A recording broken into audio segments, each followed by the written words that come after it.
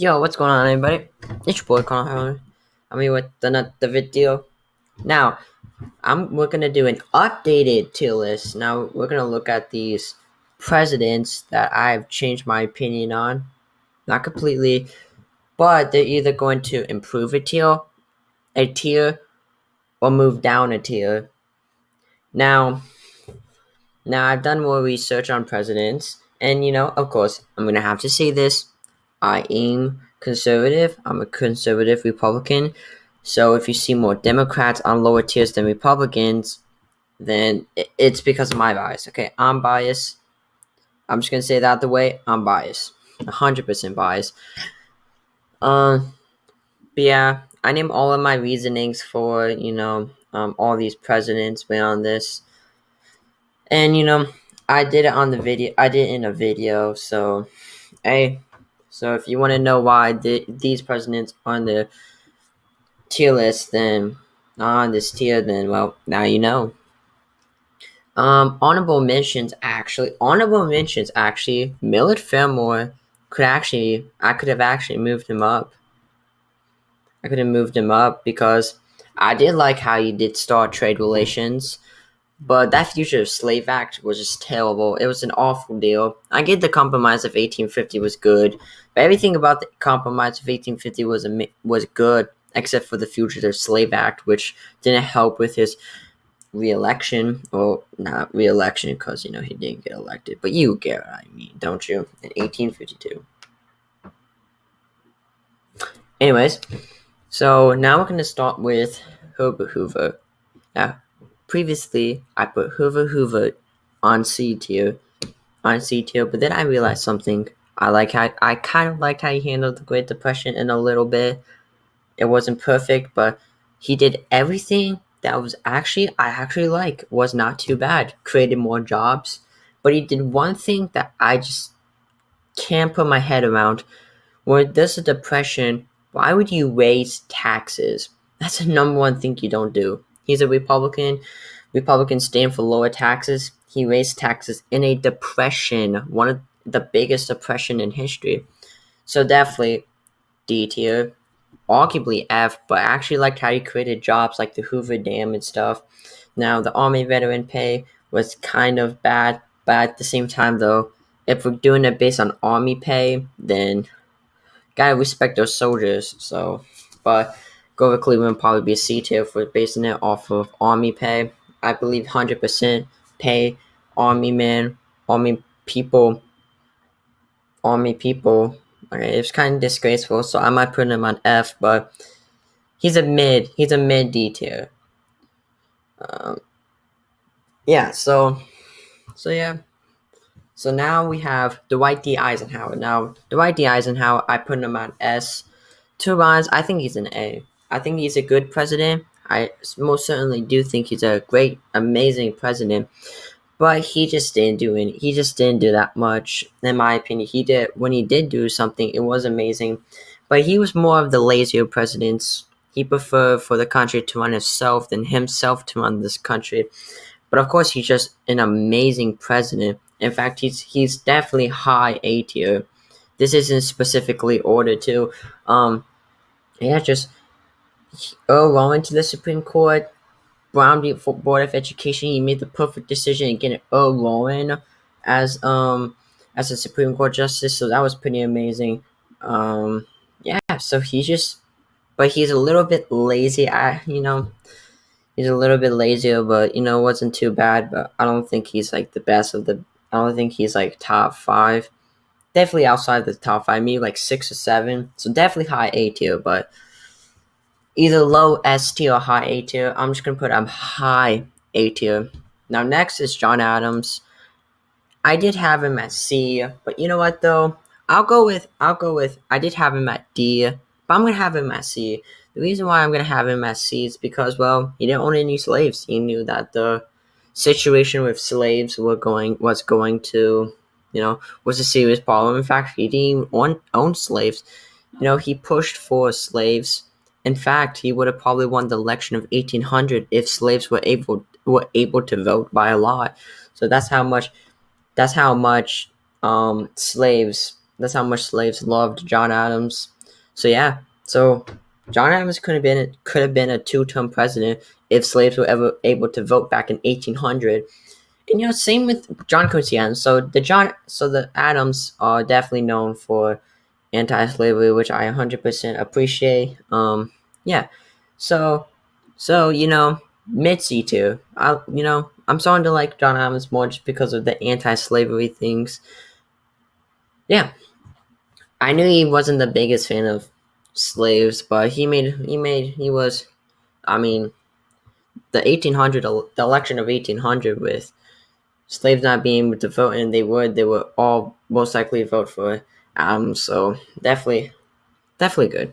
And then of course John Quincy Adams improved. Tried when he was a representative, tried to end slavery, which I totally is amazing. Now Benjamin Harrison. Now this I put him at F tier. I actually think he's going on D tier, a very low D tier. The only reason why I don't like Benjamin Harrison is because of the Wounded Knee Massacre and I mean I just don't like the huge. It's mainly because of the Wounded Knee Massacre. I got all my reasonings in the previous video, but this guy was actually a hard worker. I heard that he was a hard worker. Just oh yeah, I don't like his imperialist views. I don't like how they capture Hawaii. That was just bad. I don't like his imperialist views at all. So that's the main reason why the Wounded Knee Massacre was bad. So it was definitely a bad reputation for us in terms of imperialists. We became a imperialist country because of Benjamin Harrison, and I just don't like how he captured Hawaii. I just I just don't agree with it. It was kind of shady. But he's a very low D tier, high F tier.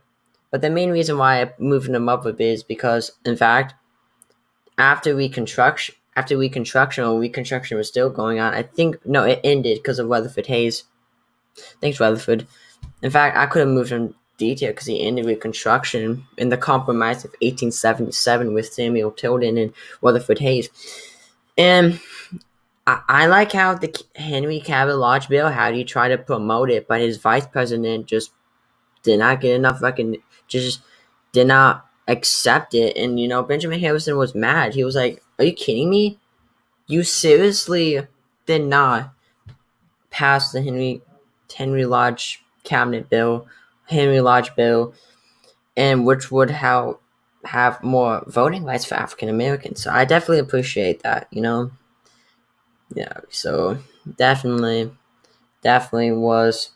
He liked African Americans, I think, but the imperialist views. Plus, he was very active. In fact, he was very active. Did he get stuff? Did he do good stuff? Not really. There was really a couple of things that he did, as I mentioned before. But I mean, he was the first administration for Congress to spend $1 billion. So hey, so definitely one of the most active presidents in history, but not a good one though. Now, James Monroe, this is the biggest downfall of any president in this video. Either B or C, low B, high C. I think I have it in an A, and it's because of the era, good feelings. But now that I research James Monroe more, I'm not the biggest fan of his presidency anymore. I think he was still a good president because of the era, good feelings. And yeah, I get it. The economy crashed, but it was quickly picked up. But the Missouri Compromise, I never knew about the Missouri Compromise. That Missouri was going to be a slave state. That's not good. that is not a good decision to make. The Missouri Compromise. Why? Not the biggest fan of the Missouri Compromise. Actually, no. I hate the Missouri Compromise. Making Missouri a slave state. Just it's not good. So low B, high C, or mid C. I just don't know. Now Richard Nixon, Richard Nixon isn't as bad as anyone think. But to be fair though, I gotta do this. Warren G. Harding was kind of corrupt and kind of a hypocrite and didn't like this country at all. I think Nixon did like this country, but he was more about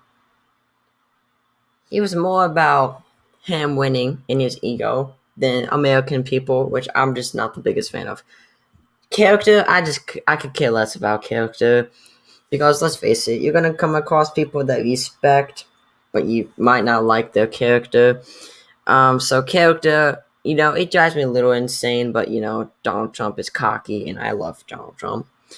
But yeah, just Richard Nixon, he was very corrupt, and I get on Ulysses S. Grant for being corrupt. That's why Ulysses S. Grant could be a C tier president.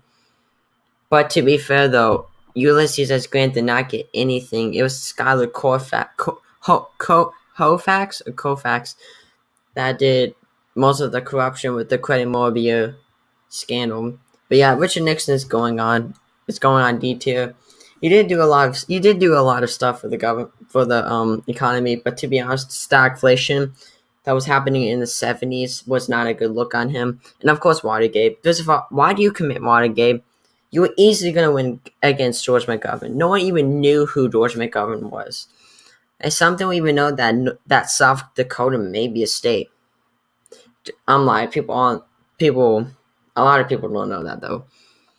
And what's ironic is Benjamin Harrison was president with North Dakota and South Dakota was admitted to the Union. So that's pretty ironic that he's next to the president who admitted the Dakotas to the Union. Kind of ironic. But yeah, so he was very corrupt. The stagflation. Yeah, so definitely moved down a tier. I can totally see why people say F, but wasn't as bad. Okay, there's a reason why he just got easily re-elected in 72. It's not because he cheated. Even if he didn't cheat, he still would have won in a landslide. So now these two go together. Bush, H.W. Bush, and Ronald Reagan. I've decided to make Bush a C tier president. The reason why is because it's the economy. The economy wasn't doing too good. He kicked butt in the Persian Gulf War, but again, Americans, the number one thing they care about is economy, stupid. I don't know where that quote came from, but a lot of people say it, so why not say it? And that's one of the reasons why Bill Clinton became president, because people liked his economy skills. Yeah, just the economy tanked, and it's because he used Ronald Reagan's economy. And, they kept on using it for millions and millions of years for about, I think the crash was 92, 91, so it was about 10, 11 years. So, yeah. And I think Ronald Reagan's reputation went down a little bit because of, George H.W. Bush's economy drop. And so I put Reagan at A. I don't know why. I love Reagan. Reagan, in my opinion, helped find the Conservative Party. The Conservative Party was been around with Barry Goldwater in 1964 running, but Ronald Reagan was the first president who was a conservative. Maybe not. Maybe Bourbon. You can count Grover Cleveland or Bourbon Democrats. Back then, they were conservative Democrats, so maybe conservatism's been around, but he really popularized conservatism. I think, in terms of all the presidents, I think Ronald Reagan cared most about the people, in my opinion. I mean, everyone loved Reagan. He was always nice to people, cracked jokes. But I'm not the biggest fan of. He had some scandals. But to be honest, the scandals aren't as bad as it seems. But there's still scandals at the end of the day, and I'm just not the biggest fan of corruption. It wasn't really corruption, but the scandals and stuff. But Ronald Reagan's, in my opinion, has the best scandals because he sold weapons and cocaine to Middle East for hostages. I mean, he was like, please don't hurt the American people. I can give you cocaine and weapons. And I appreciate that. He cared most about the people. I think the president who cares most about the country is definitely, of course, the founding fathers, but I think Trump. You can hate Trump, you can hate him, but you gotta admit he does love this country. Even though you might not agree with how he runs this country, he definitely loves this country. Yeah. So the economy, George H.W. Bush used the same economy as him, and it dropped. There wasn't the best trickle down economics or Reaganomics. But yeah. So now we have Theodore or Teddy Roosevelt. Last video I did, I put him at S. Now he's going to A. Of course, everyone loves Teddy. I love Teddy. He was a conservationist. Cool. I mean, Mount Rushmore. That's cool. He came up. He made that. But we can name so many reasons to love Teddy. And guess what? I love Teddy the same. But I don't like his worldview of stuff. He had the McKinley foreign policy, which is imperialized people. This just twisted worldview about imperialists. But he did less action in terms of imperialists than McKinley. But I just don't like his foreign policy. I mean, the foreign policy wasn't the greatest. He did end the American-Russo War, so that's one of the reasons why I think it was better than McKinley's, his president when he was vice president, or the guy he took over after McKinley was assassinated. But yeah, so I'm just not the biggest fan of his foreign policy. But yeah, so those are my tier lists. This is my updated tier list. Now I know what's gonna raise the most controversy is Franklin D. Roosevelt. When people watch this video, it's gonna name two presidents that they don't specifically like the tier list of. A lot of people aren't gonna like the tier list with Donald Trump at S, and a lot of people aren't gonna like the tier list at Franklin D. Roosevelt C. Now I kept C, and by the way, Franklin D. Roosevelt is a high C, but I do think he is overrated, and of course I gave my reasoning in the last video. But yeah, so this is my updated tier list as of now. I actually really like this tier list, to be honest. This could be a couple that I moved down, but you know what? James Monroe isn't as good as I thought. Yeah, James Monroe had the biggest deficit. The biggest glow up was probably John Adams and Benjamin Harrison. Mainly John Adams, because I'm starting to respect him a little bit more. Millard Fillmore is a better president than I thought, because he opened up relations with Japan and trade, and that's always cool. Trade is cool. But yeah. So this is my tier list as of November 30th, 2020. Name the reasons why. Yeah, I know not everyone's going to agree. But yeah. Name the presidents that you don't like being on there. And I know this is going to be maybe comment. The most controversial stuff for Franklin D. Roosevelt, C. Donald Trump at S. But again, name my reasonings. Anyways, guys, have a good day.